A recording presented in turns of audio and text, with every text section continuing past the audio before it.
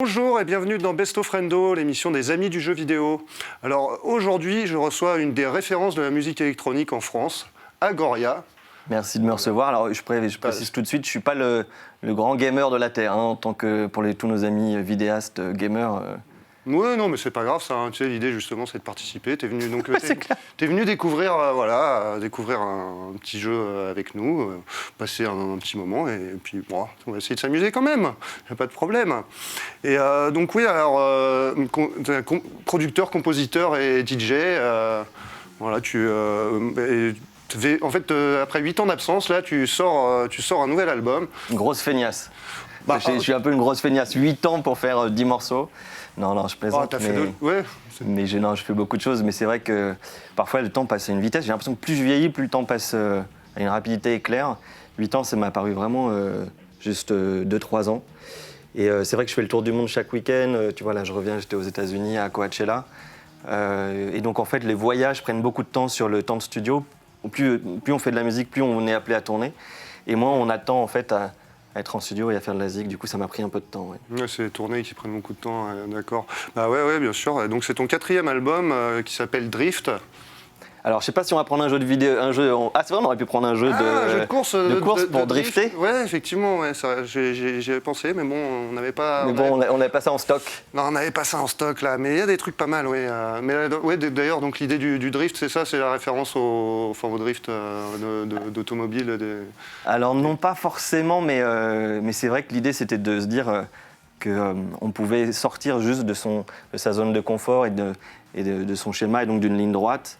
Moi, je suis plutôt connu pour faire des trucs qui sont très techno, très club. Et là, sur ce disque, je vais un petit peu en marge. Donc, je me permets de déraper un peu en essayant de pas de contrôler la sortie de route, de pas être dans le truc un peu vulgaire, trop mainstream. Et donc, c'est un album qui, je crois, est assez entre guillemets mainstream, mais élégant. Donc, ça paraît un peu genre arrogant. Ouais, c'est super élégant et tout. Mais l'idée, c'était vraiment de faire un album comme ça qui soit proche de ce que j'écoute aujourd'hui aussi, c'est-à-dire que je fais aussi bien des trucs qui sont très pop, très hip-hop, très électro, et j'avais envie de faire un album que j'assumais avec tous les styles qui me sont proches, en gardant une ligne directrice et une cohérence. Et du coup, je l'ai appelé Drift, puisque je pense que je dérape par rapport à ce qui était, entre guillemets, ma chapelle de base. Ouais. Et j'explore des trucs que j'avais pas encore fait jusqu'à aujourd'hui. Tu as joué à Coachella, c'est ce que tu nous disais tout à l'heure. C'est la première fois. C'est la première fois ? Ah, moi, je suis... oula. D'accord, d'accord. Toi, t'es la demoiselle. Une demoiselle catcheuse, j'ai l'impression. C'est ça, je suis catcheuse. Donc tu m'as dit qu'il faut appuyer un peu sur tout. Moi, j'ai pris un gros boss. Ouais, c'est ça. Non, j'aurais dû prendre un perso. Écoute, oui, c'est la première fois que j'allais à Coachella. Et je dois dire que j'étais impressionné par la qualité du festival. Oui, tout le monde m'en avait parlé, m'a dit que c'est dingue, que la production est incroyable. Donc déjà, il y a des artistes, je suis archi fan. Que j'ai eu l'occasion d'aller voir sur scène, genre Tame Impala. Ils ont fait un live extraordinaire. Ils clôturaient le samedi soir. C'était juste d'une beauté, aussi bien visuellement que musicalement. C'était dingue. Moi, j'avais mon pote Geza Folstein qui jouait, qui a fait une intro où il rentre comme ça, avec au milieu de 2 panneaux noirs dingues. Ouais. Le noir lui va bien. Ouais, c'est vrai. Écoute, moi j'ai eu la chance de jouer à une heure qui était plutôt cool. J'ai fait 2 sets, un qui était une heure un peu tôt, donc il n'y avait pas grand monde, et l'autre qui était genre à 20h30. Et c'était vraiment fou, quoi. Écoute, la musique électronique, elle est née aux États-Unis. Elle est née à Détroit et à Chicago par des artistes comme Mad Mike, Derrick May ou Kevin Saunderson. Mais elle est arrivée que très tard sur la scène américaine. C'est-à-dire que les Américains ont mis beaucoup de temps avant d'écouter notre musique, puisqu'elle a été plus écoutée en Europe. Ah oui, d'accord. Et donc c'est l'EDM, des trucs un peu plus commerciaux qui ont explosé là-bas, avant qu'on puisse aller jouer là-bas. Donc c'était le début et j'ai trouvé la scène très, très fraîche, très agréable.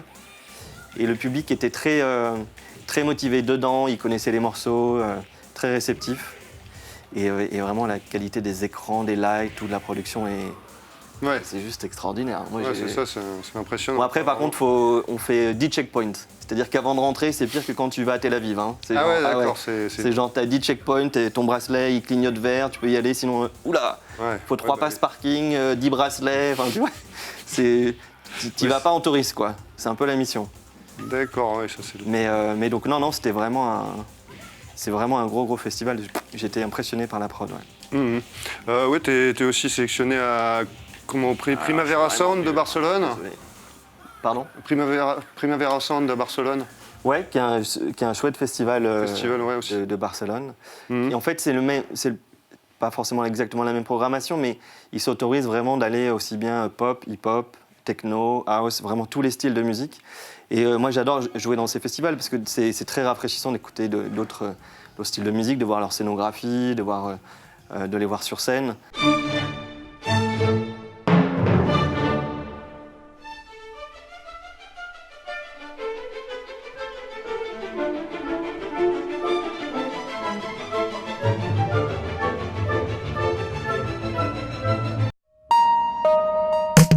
Click Sport, c'est toutes les semaines sur Click TV, c'est votre nouveau rendez-vous où chaque semaine, on vous propose de vous raconter ou de vous faire découvrir une légende du sport. Moi, j'ai plutôt vu ça comme, je sais pas, clic-clac, je sais pas.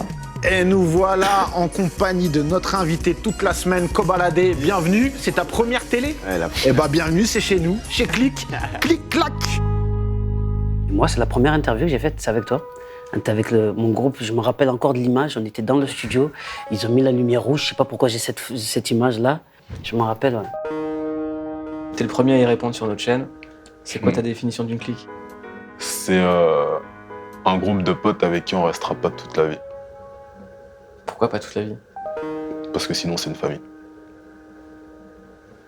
Je pense qu'on se rencontrera un de ces jours. À bientôt, James, et bon courage.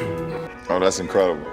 That's sweet. You know, it's just like you, he never talks. Bienvenue pour la première de Parle-moi. Dans Parle-moi, on va parler littérature, mais pas de livre, puisqu'il paraît qu'aujourd'hui on ne lit plus. Donc à défaut d'un livre, on va parler d'une page. Chaque semaine, on va recevoir des gens qu'on trouve inspirants, qui vont venir partager leur expérience sur un sujet qui touche tout le monde. Et la première qui arrive, c'est la confiance en soi. Et ça se voit, on est au top. Que suis-je? Je suis chinois. J'ai des cheveux un peu bizarres. Je suis un peu chelou, d'une façon générale, je suis chelou. Mais j'ai un talent de ouf.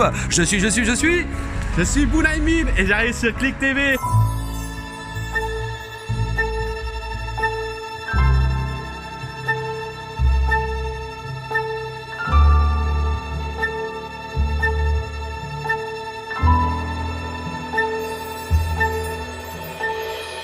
Salut, c'est Cut Killer et chaque semaine je vais vous présenter un album.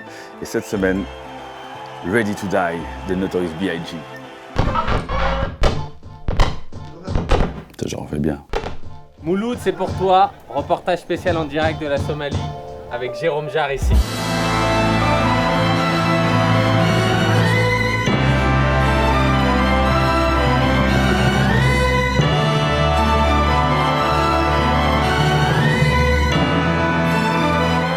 Là exactement, on est en direct de Cox's Bazar au Bangladesh, plus précisément dans le camp des Rohingyas, pour faire quelques jours en immersion à la rencontre de ces peuples.